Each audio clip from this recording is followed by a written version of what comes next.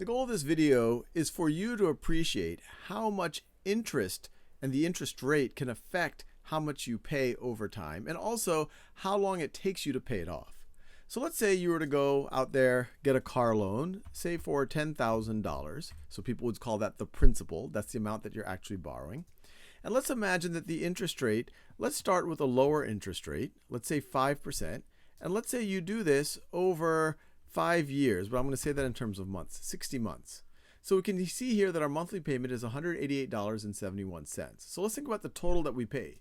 $188.71 times 60 months is going to give me $11,322.60. So I paid back that $10,000 in principal, plus I paid another $1,322.60. That $1,322.60, that is in interest. Now, what if I were to increase the loan term? So instead of paying it off in 5 years, if I were to pay it off in 10 years, so that would be 120 months. Well, it seems tempting. Our payment just went down by a lot. It's a much smaller monthly payment. But let's look at how much we're paying in total.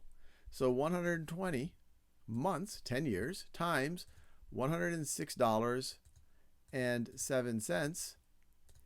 Our interest has gone up dramatically. We're now paying $2,728.40 more than our principal. So it almost roughly, give or take, doubled it when we double the term.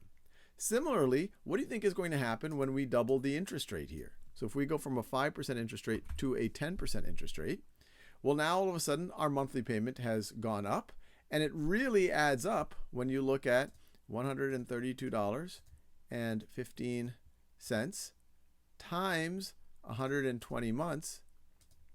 Now we're paying $5,858 more than the principal amount. So hopefully this little exercise has helped make clear that even though it might be tempting to pay things off over a longer period of time, you are paying a lot more interest. And it's also important to get that interest rate down as much as possible, to compare interest rates. And especially if you're paying a high interest rate, then keep that term down, how long you actually have to pay down that loan, pay it off as quickly as possible. And one good way to get a lower interest rate is to have a good credit rating, which we talk about in other videos.